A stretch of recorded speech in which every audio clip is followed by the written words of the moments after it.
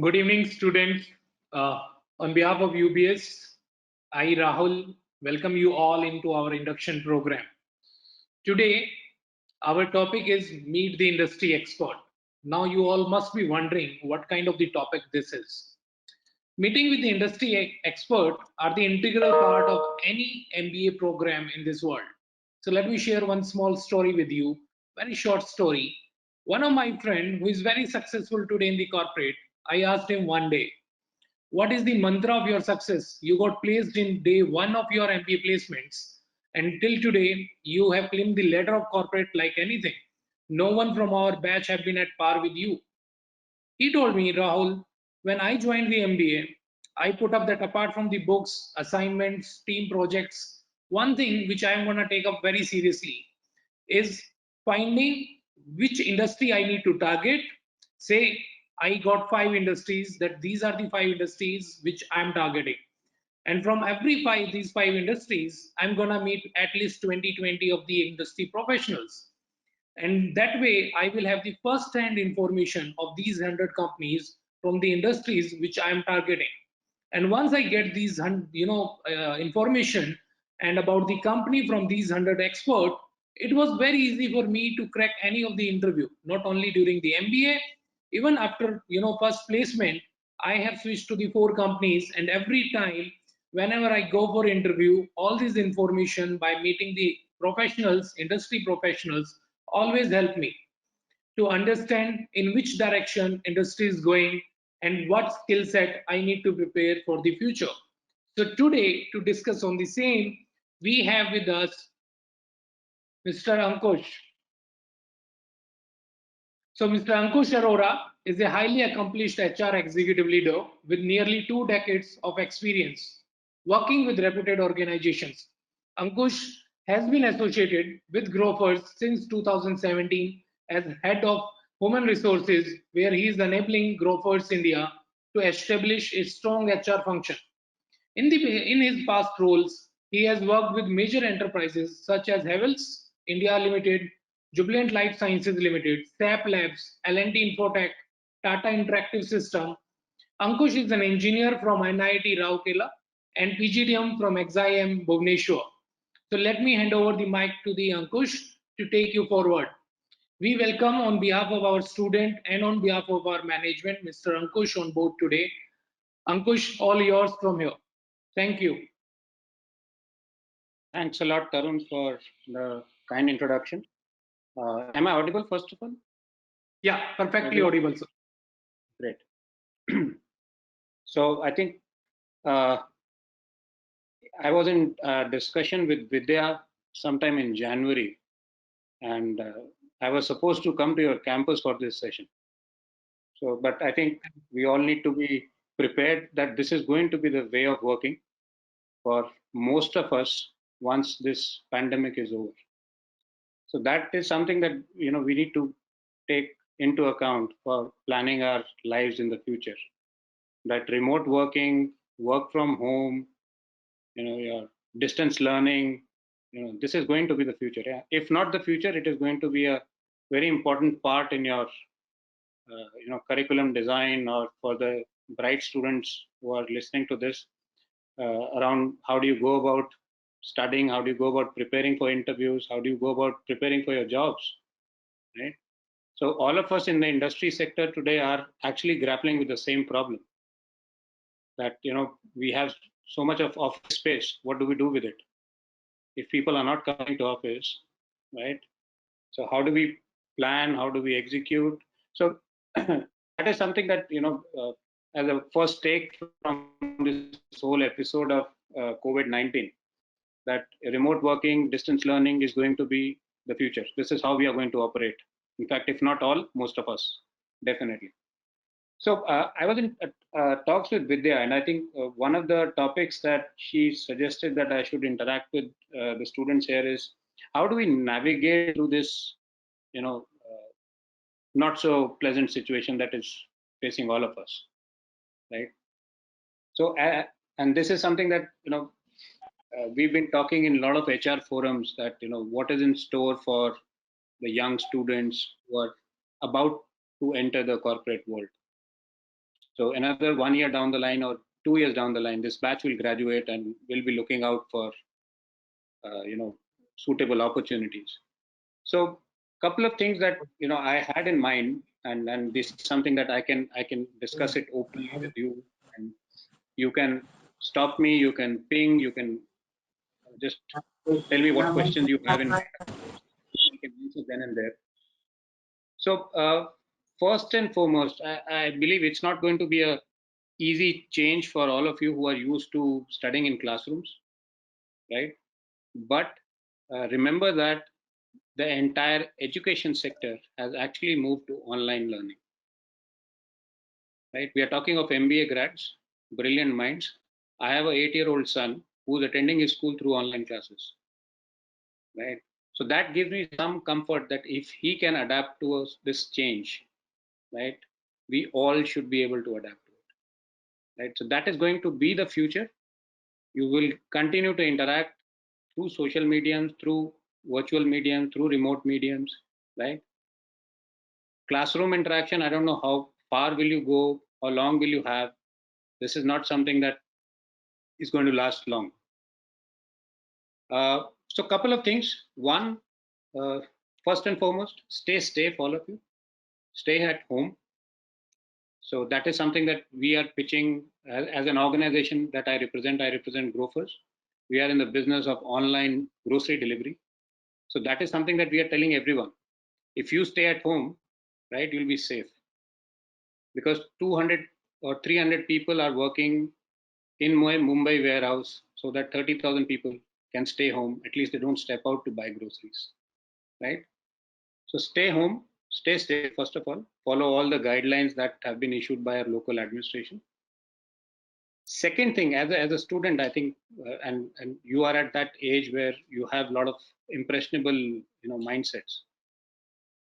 First thing is to keep your mind off all the negativity that is floating around this, right? So do not keep a track of how many cases have come in, right? What is the percentage, unless you are a data freak, right? So unless you are a data freak, you really dig into data. Stop, keeping a track of how many cases, how many active cases, how many recoveries, which state is leading, and it's not a gold medal tally for Olympics, for all we know, right?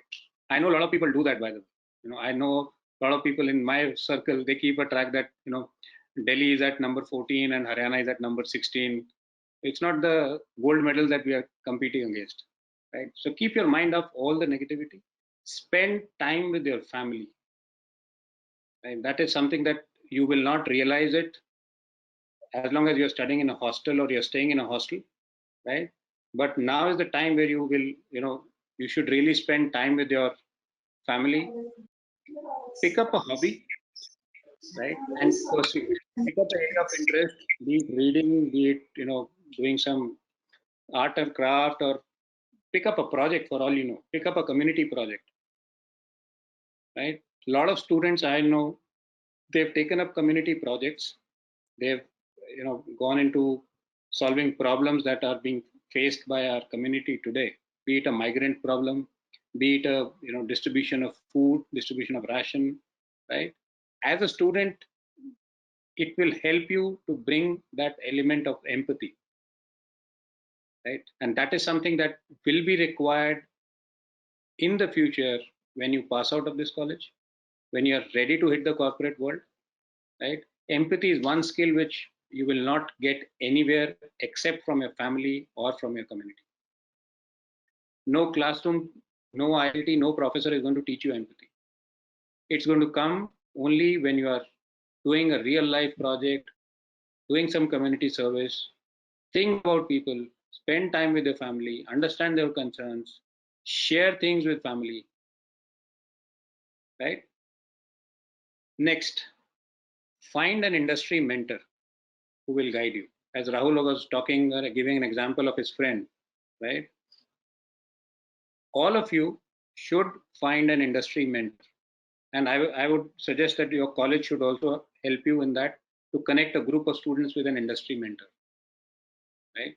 Now, it may not help you to get a job in that sector, right? That should not be the objective.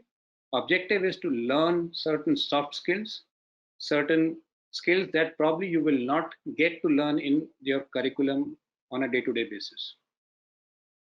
Right? A lot of institutes have these external mentoring sessions where once in a month you interact with your mentor, you take help on the projects, you approach them with certain problems, right? They may not have the solution for all your problems, but at least they can guide you. If not the content, maybe the relevant person in the industry who can help you with that problem, right? So find a mentor, discuss your issues, right? Do not wait for an issue to crop up and then look for a mentor. It should be the other way around, right? All of you guys are on LinkedIn, right? Feel free to reach out to people whom you feel can help you in your space. So if you are in finance, reach out to somebody senior in finance, either through your college or on your own. And trust me, most of the times we feel a little hesitant that I'm talking to a CEO or a CFO. Should I be writing a message to him or her, right? Please understand, 95% of these people will respond back to you, right? We are in a state where the industry is actually willing to help a lot of students, right? Do not hesitate to reach out to any of the industry leaders. I'll be more than happy if, 5 or 6 of you reach out to me, right? So don't hesitate, reach out to people, reach out to industry experts, plan some mentoring sessions with them, right? And learn from them. Another thing would be to look for an opportunity in this crisis, right? Now, we all know that not everything is going well. We are not in a very good situation. Businesses are not working. Your college is shut down, right? My office is not operational. A lot of people are working from home, right? The situation is grim. The overall state of economy is grim, right? But can we look for some opportunities in this, right? Think of a scenario. None of us, or rather, no organization in this world, be it corporate, be it educational institute, be it a private or a public sector organization, none of us were prepared for this pandemic that has hit us. No organization had a standard written down standard operating procedure for this. कि अगर COVID-19 आता है तो क्या करेंगे? Nobody was prepared. Even the governments of the developing as well as developed countries were not prepared. We are still working. You can see every day there's so much of confusion around what is open and what is closed. How many notifications do we see from, there's one from Maharashtra, then there's one from Delhi, then there's one from Gurgaon, then there's a local administration of a particular area, right? So everyone is evolving in terms of that what to do. Now, as graduates, as young MBAs, I see a tremendous opportunity for you guys. There's a term called, which we use in corporate, it's called business continuity planning, BCP, right? Unfortunately, none of the B schools teach it, right? This is an opportunity for you to have a look at your curriculum. You guys should know that when you are hitting the corporate world, you should be ready, agile enough to have a BCP plan in place for the organization that you join. Classical example would be that you are all part of UBS, right? Did UBS has a business continuity plan, right? I'm sure you guys are working on it or you're still evolving around it, right? And let's say by September you want to open the campus, right? It should be the students who should pick up this opportunity as a project and deliver a opening plan for UBS. As and when UBS opens, what is going to be the planning around it? Yeah. How many classrooms, how many students, how many faculty, how do you plan the roster? How do you plan the administration? How will various functions operate? Be it maintenance, be it housekeeping, right? Be it faculty, be it students. How will your hostels operate? It's a mammoth exercise. How will you ensure that UBS goes back to the normal functioning when it opens, with all the protective measures, with all the precautionary measures in place? Second would be that for all your functions or specializations, identify your functional opportunities.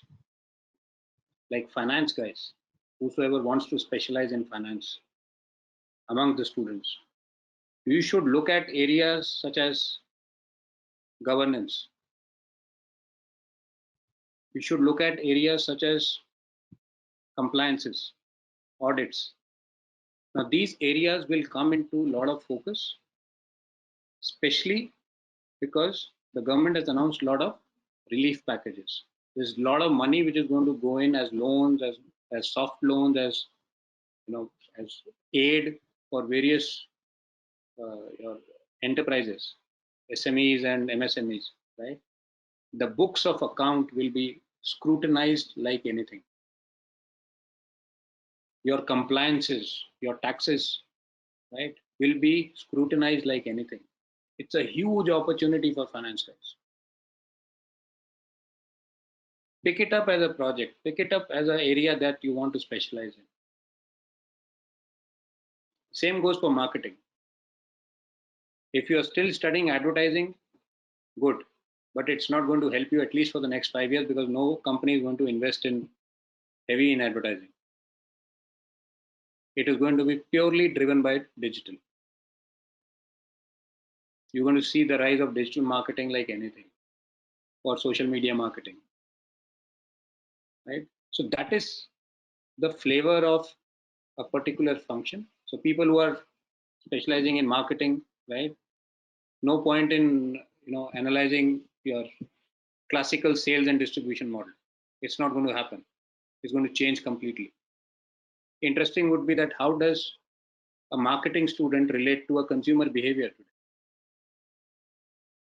Right? Now, if you look at today's scenario, 73% of India's population who used to shop from offline stores today has moved online.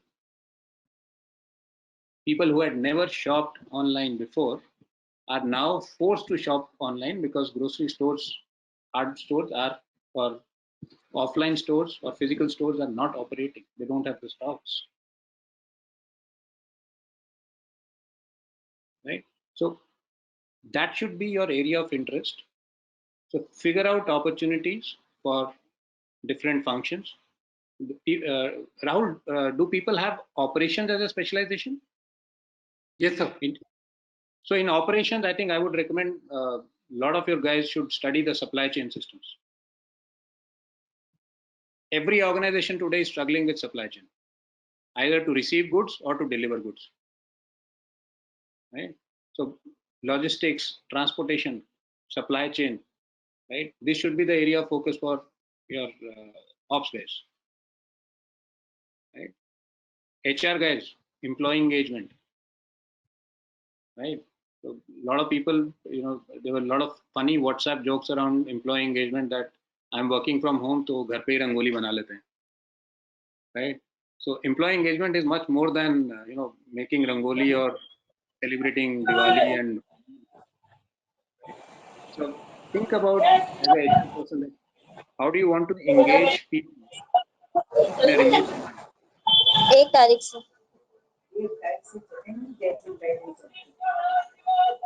Please go on mute.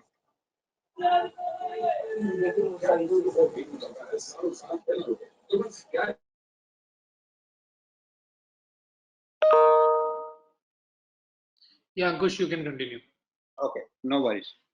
So one, as I said, in terms of looking for opportunities, first and foremost, look for a business continuity plan. And I would recommend that UBS involves students in preparing a BCP and maybe a post-graduate plan for this. Second, my suggestion to all the students would be to pick out functional opportunities for them. Discuss it with your faculty, discuss it with your mentors, discuss it with industry experts. Which areas do they see opportunities in finance, in operations, in HR, in marketing, right? And lay some extra focus on those areas.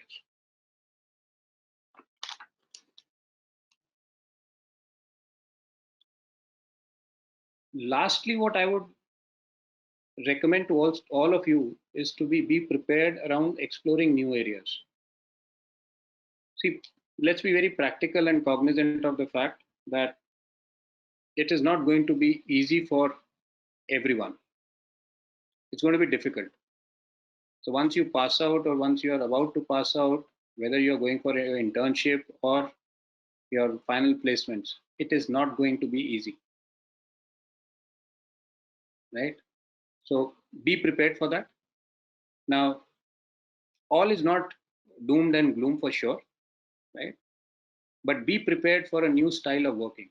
There's going to be new way of working in the corporates, right? Corporates are going to clearly differentiate what roles operate from office and what roles operate from home, right? Not everybody is going to report in office. So I won't be surprised if some of you are given appointment letters and you're told to work from home permanently. That's a very, very high degree of probability, right? Lastly, there is going to be a significant change in the way organizations are going to hire people. So you will see that full-time appointment letters will be replaced by a fixed contract or an assignment-based contract, or as we call it, the gig economy, right? So mentally be prepared that if not as a full-time employee, you can start your career as a consultant where you are working for multiple organizations as a gig worker, right? Now, if you are going that track, you cannot afford to be a generalist. You will have to be a specialist. And this post-COVID era will see the rise of specializations. See, till now we were looking at generalists, or like in HR parlance, we used to call HR generalist, right? You do everything, right from onboarding to exit of the employee, right? Similarly, in finance, used to call a finance journalist who will know bits and pieces of everything. Account payables, account receivables, थोड़ा सा credit जानता है, थोड़ा taxation जानता है. He knows a little bit of auditing, right? But now you will need people with solid specialization built into their careers. So be prepared that you should have, if not more, at least one or two specializations under your belt. Now, whether you want to do it from your courses in college or you want to do some digital online courses, you want to do a digital certificate, you want to do a part-time course, right? But I would strongly recommend that you should have, if not more, at least one or two specialization within the domain that you are specializing. So if you are specializing in finance, make sure that you have at least one or two areas that you specialize in finance.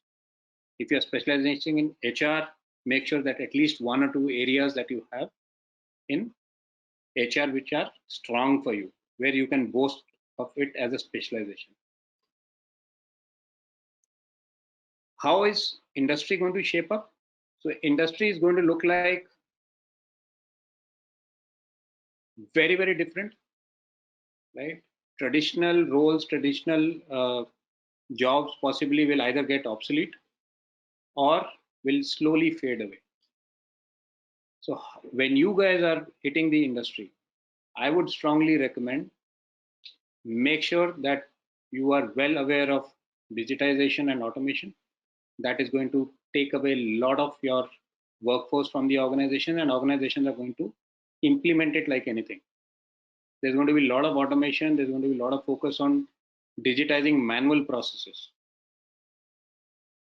There's going to be a lot of focus on analytics. So cutting across specialization, whether it is finance, HR, marketing, ops, huge focus on analytics. If you don't have any plans to take up an analytics paper, please drop those plans and take up analytics paper. All of you, whether you are specializing in HR, whether you are specializing in finance or operations or any other stream.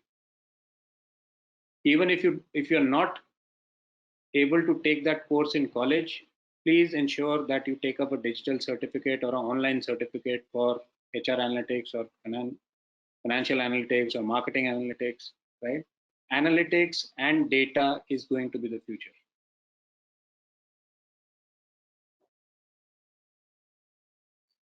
Okay, so that is some few thoughts that I had in mind, how you can, prepare yourself better. Coming to very specifically to what we do as an organization at Grofers. So I don't know how many of you have heard about Grofers. I assume that a lot of people have heard. So, I think all of them have heard about the Grofers. okay, so I'll Yeah, see, on the I'll chat assume that box, you all of can. you have heard. So Everyone is what saying we yes. do, what we do as an organization, so we are into online grocery delivery, and we are a PE funded organization.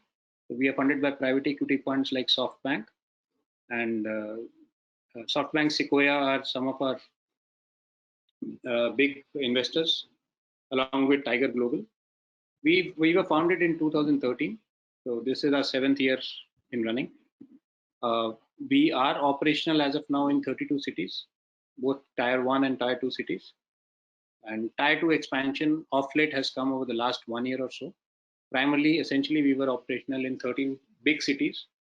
So we are there in Mumbai, Pune, Ahmedabad, in West, along with some Tier 2 cities like Surat, Vadodara, right? So we started off as a marketplace organization where we were essentially offering convenience, right? So if Rahul was to place an order with us in 2015, we would take his order and we'll tell him that don't step out of the house because either it's raining or it's too hot. So we will deliver the order at your doorstep. So we used to go to the nearby stores to pick up orders for Rahul and deliver at his doorstep. Now, what happened during that phase was that we had no control on the inventory of the nearby stores which were close to Rahul. So we had no control whether Rahul's products are available in those stores or not. And we had no control on the quality of products that your local store was keeping. So essentially, we were making Rahul a dissatisfied customer. So either his order was not completed, or his order was not completed with the quality, or his order was not completed on time. So if he asked for a 1 liter bottle of Coke, right? So we didn't know that his local store is keeping that 1 liter bottle or no. He may be keeping 250 ml ka 4 bottles, but that possibly will not go down well with Rahul. So that forced us to change to an inventory-led model where we started stocking things in our own warehouses. So we have 5 warehouses in Mumbai. Some of them are operated by Grofers and some of them are operated by third party. So we have tie-ups with organizations like eCart, Delivery. So they operate warehouses on our behalf, right? And they do deliveries also on our behalf. So inventory-led model helped us to scale up operations, help us to scale up demand in the sense that now Rahul can clearly see on the app what products, what size, what price, and what quality it is available, right? So that customer dissatisfaction piece, actually we were able to handle in a much better way. So that gave us a lot of demand.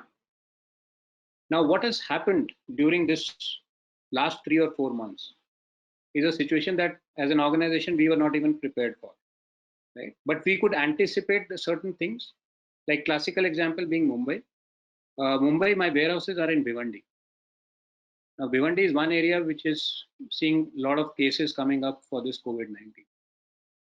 Now, although we are classified as essential services, our warehouses are supposed to operate, but people are little worried about coming to place of work.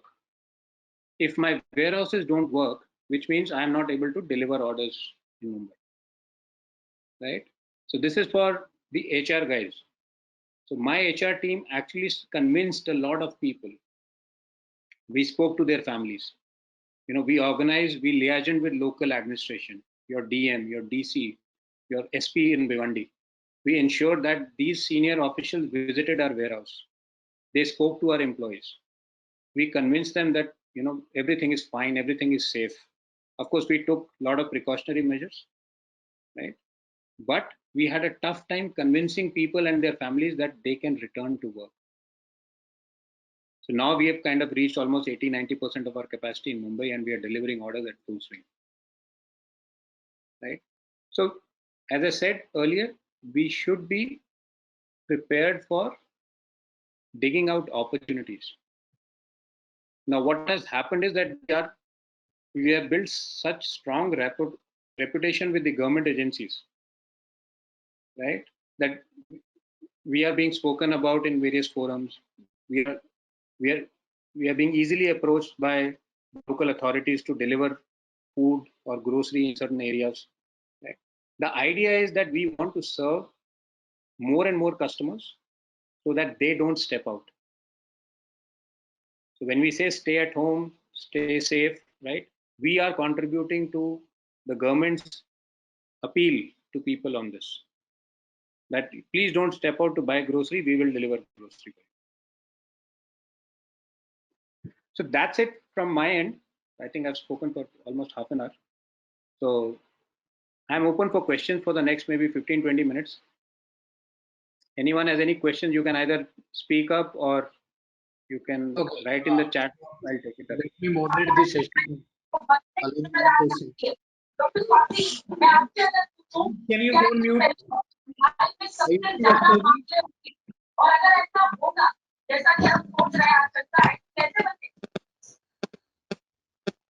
Okay, so I have 3 questions in front of me. I can read from there.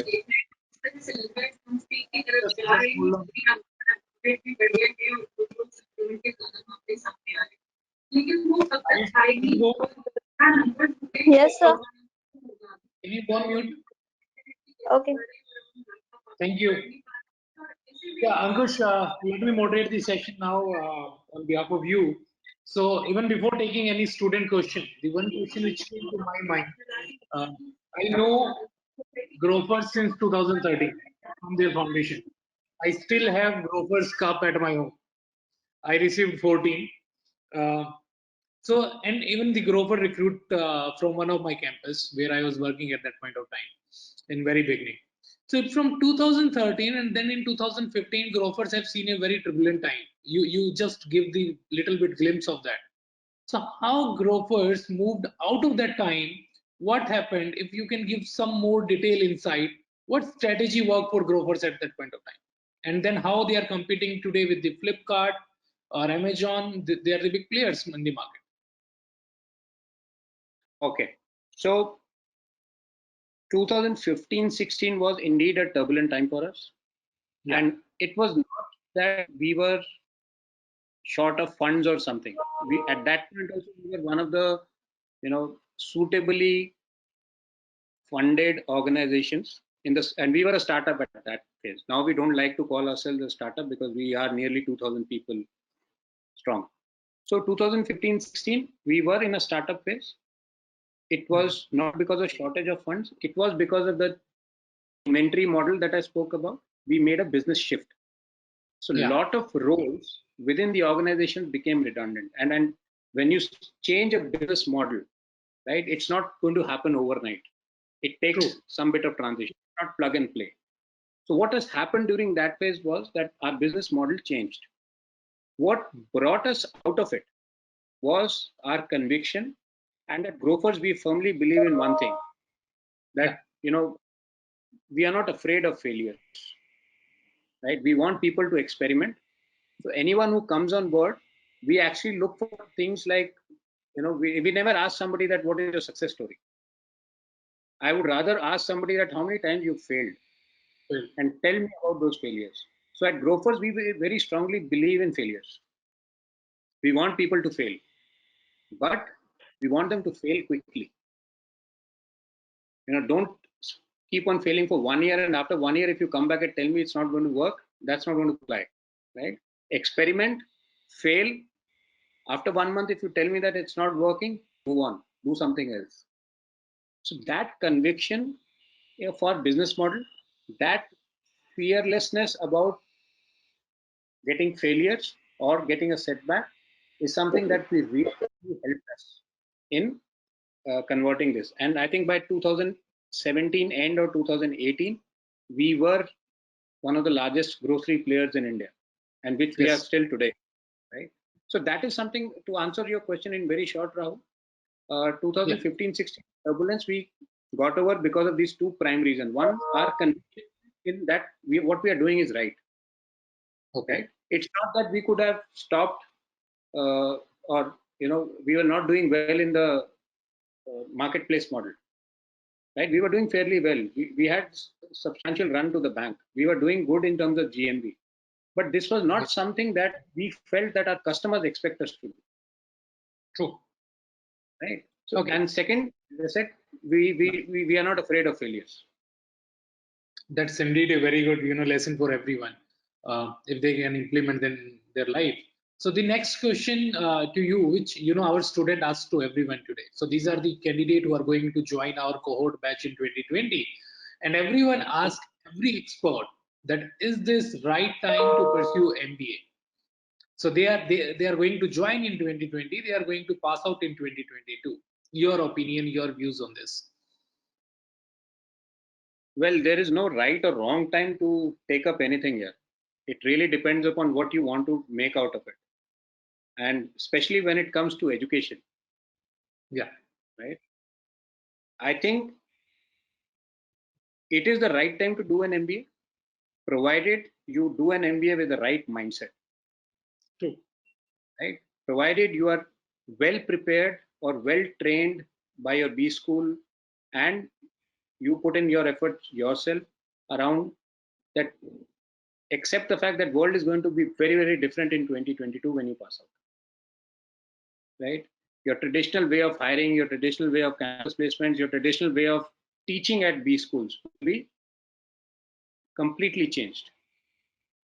So if you're going in with that flexibility, if you're going in with that agility, right, I think there is no better time to invest in your career than now. Right? Okay. So that's my short answer to it. Yeah, thank you. So you mentioned that era is going to be for the specialist people. The super specialization will come into the picture. What are your views along with the specialization? The cross-functional knowledge and informations are going to be also critical, or it's only about the super specializations? See, cross-functional working is something which is way of working in an organization. Yeah. Specialization will come in handy if you are going in a consultant or a gig economy worker kind of work. If today UBS has to pick up a HR consultant from the market and for any of your HR projects, you will definitely pick up a payroll consultant or an employee engagement specialist or a total rewards specialist, right? But if you are looking for somebody to join your team as a full-time employee, one of the skills you will look for is adaptability, agility, and how collaborative he or she is with other functions. How quickly can he adapt to the ways of working of the organization? So cross-functional working is definitely a very, very good skill to have, right? Provided you are going in for a full-time employment kind of a track. But if you're going on a gig economy track, where you work on a project basis with multiple organizations, 1 day a week with organization A, 2 days a week in organization B, and you're working on specialist projects, then you cannot be a payroll specialist as well as an employee engagement specialist. Okay. Right? Then you have to pick up a specialization. So my idea of telling you that your specializations and super specialization are going to come in play is purely from a gig economy workers. Okay, fair enough. Thank you. Next question to you from one of the student. Still, there are many competitors in the market to the Grofers. What is Grofers USP which attracts customer other than discounts? I think Grofers as an organization, as I said, we believe on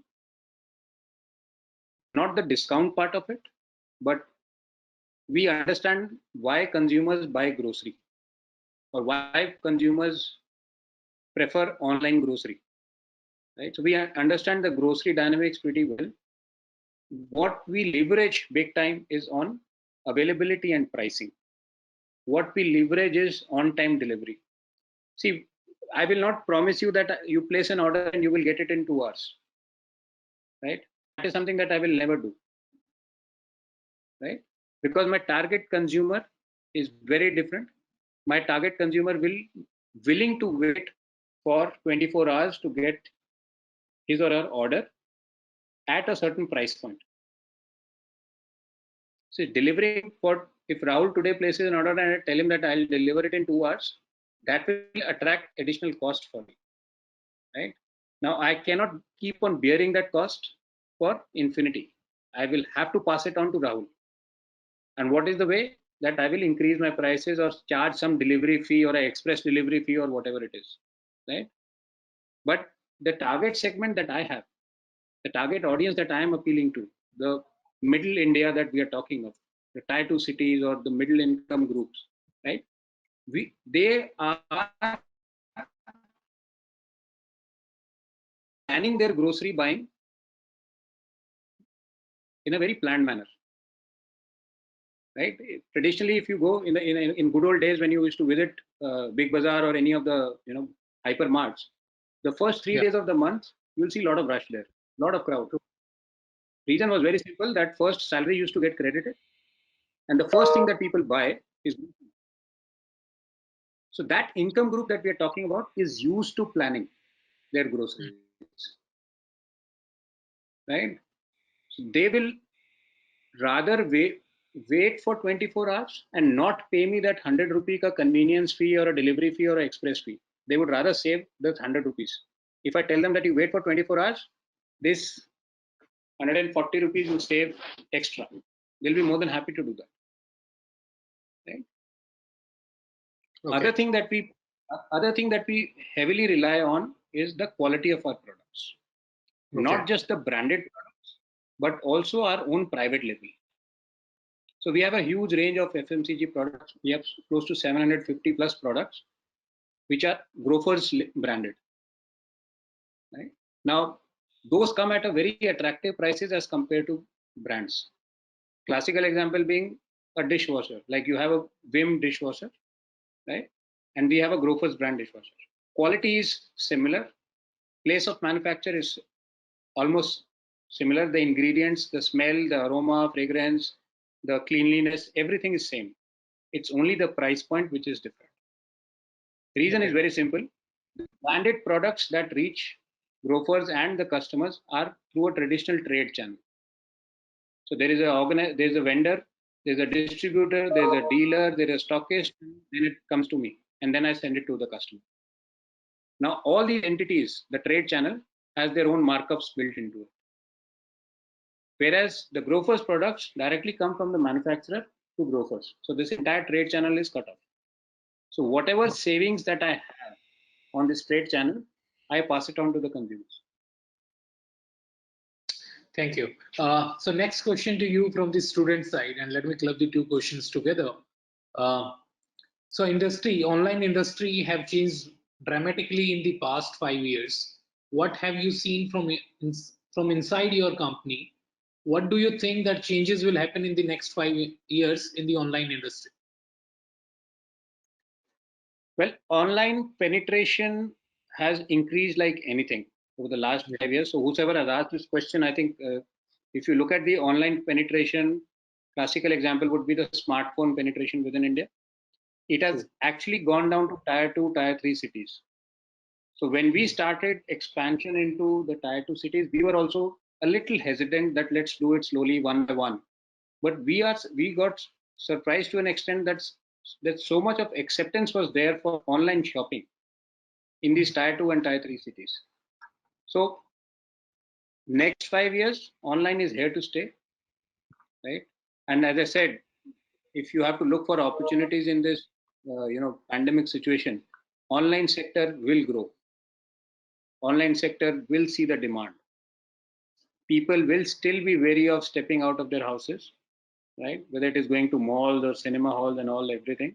I mean, a classical example being that your big blockbuster movies are going to be released online now. Yeah. Right. Your Inox has just issued a notice to some of the production houses that are doing it. Right. So online is something which will define the future. A lot of things will move online. Education moving online, right? your entertainment, possibly move online, right? So as I said, I mean, like, there's a surge in consumers who never used to buy products online. Now they have started buying products online. 73% of your offline consumers have actually made a shift to online. So online will be the space to watch out, but it's not going to be a mad growth. It's going to be very constrained growth because consumer sentiment will be low. Yeah. Right? It's not that people are sitting on truckloads of money and so they'll spend it online. Right? It's not going to happen. Your consumer will be wary of price conscious. He will be wary of what products are you selling it to him. He will try to maximize his utility from each and every product that he buys. Right? A lot of companies will come out with smaller SKUs. So recently there was one of the leading beverages company. They had to write off 25% of their stock in India, right? And 25% stock largely comprised of those big 2.5 liter bottles. Yeah. Right? Because nobody is parting. Everybody is consuming those small cans or small bottles. Right? Online is here to stay, but consumer sentiment will decide what products, what price points, right? What assortment, what categories you will deal with. That is going to be extremely, extremely consumer led. Ankush, you are talking about the sentiments, and that's, I got a question for you on that. In the first 4 days of the lockdown, every online delivery company struggle in the delivering the orders, right? And during these 4 days to the 7 days, people got connected with their local suppliers, their next door Kirana stores, and they were the one backbone, for all the supplies, essential supplies for that 1 week. Now that got into the sentiment that these are the people who are always reliable. Is this kind of the sentiment is gonna affect the kind of the robust growth it should come into the online supply chain? What you stated, Rahul, is correct because when the lockdown was announced, right? Yeah. People got into a panic buying mode. True. It was not things that people needed. Right? I agree. It was not, मेरे घर में आटा खत्म हो रहा है तो suddenly मैं जाके मार्केट से 25 किलो आटा खरीद लूंगा. Right? It was more of panic buying that created this image that shortage hai market mein, we are not able to supply. So traditionally, when I'm doing a certain amount of orders per day, during the first 3 days, my order books were full. I was actually delivering orders जो एक हफ्ते में होते थे वो मैं एक दिन में deliver कर रहा था. So the demand was so high because people were stocking up things. True. Right? It was not something which people needed. But I agree to the point that people did rush out to offline stores. People did rush out to your Kirana stores. Right? But then at the end of the day, at the end of 1 week, when things slightly got settled down, right? Yeah. People realized the fact that their safety is more important. People realize the fact that online delivery is more important. And when we online organizations started talking of touchless delivery, that none of your orders will be touched by hand and will be delivered to you sealed, containerized at your doorstep or at your wherever you want, like in high rise apartment you are delivering at a tower entrance or a building entrance, right? So people did realize after 1 week what has happened. Initial 3 days it was mass panic which happened, where people were just stocking up things. It was not something that people actually wanted. It was more in terms of panic that I don't know how many days the lockdown is going to last. Maybe my home will run out of food, so let me just stock up 50 kgs of oil, 50 liters of oil, 20 kgs of rice. I don't know, right?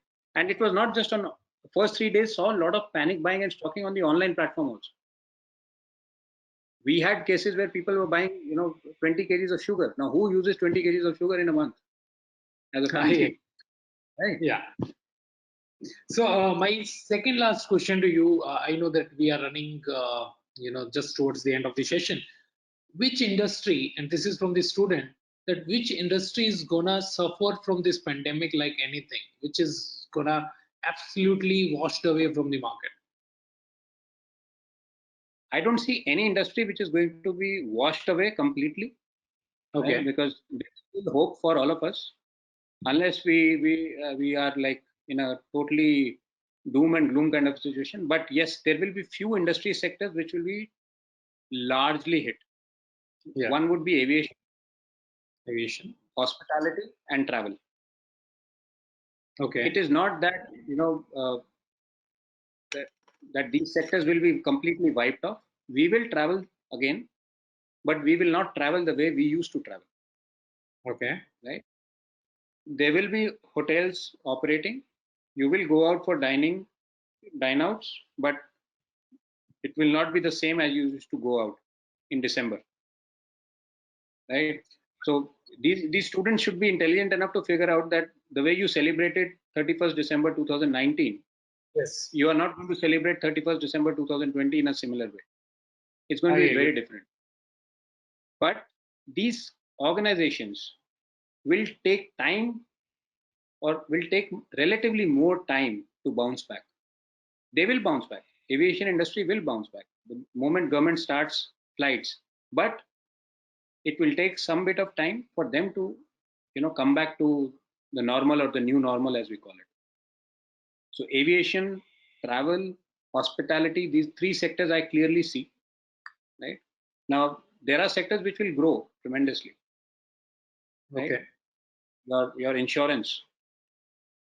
This is one sector to be watched out for. A lot of things will be insured, right?